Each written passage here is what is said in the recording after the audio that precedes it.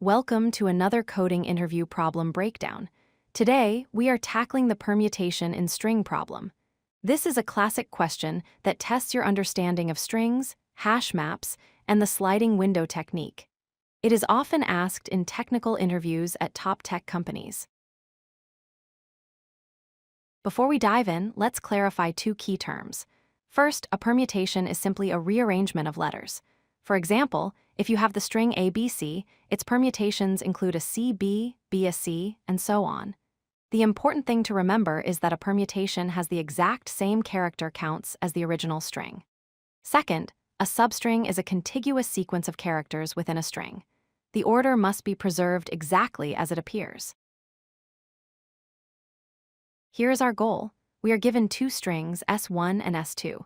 We need to write a function that returns true if S2 contains a permutation of S1 and false otherwise. In the first example, S1 is ob. The string S2 contains ba, which is a permutation of ob, so we return true. In the second example, although S2 contains a and b, they are not adjacent, so no permutation exists as a substring. How do we solve this? A naive approach would be to generate every single permutation of S1 and check if any of them appear in S2. However, the number of permutations grows factorially. For a string of length 20, checking all permutations would take forever. We need a better way.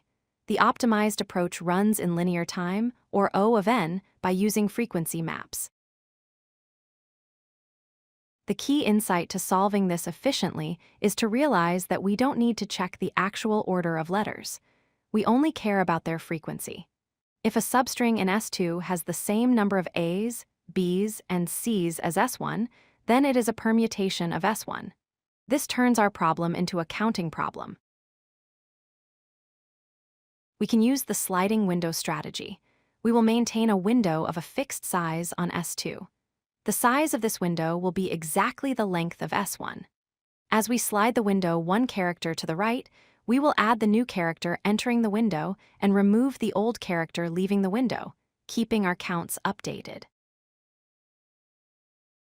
Let's walk through an example. Suppose S1 is ABC. We first calculate the frequency map for S1, which gives us 1A, 1B, and 1C. This is our target. We also prepare a window of size 3 on S2 to start checking. We look at the first window in S2, which contains the characters B, and X. We calculate the frequency map for this window. We have 1A, 1B, and 1X. We compare this to our target map. They do not match because of the X, so this is not a permutation. Now we slide the window to the right. We remove the leftmost character, B, and add the next character, Y. We update our map by decrementing the count for B and incrementing the count for Y. This allows us to update our status in constant time without recounting the whole window. We continue this process. Eventually, if we find a window where the frequency map exactly matches the target map of S1, we have found a valid permutation. In that case, we immediately return true.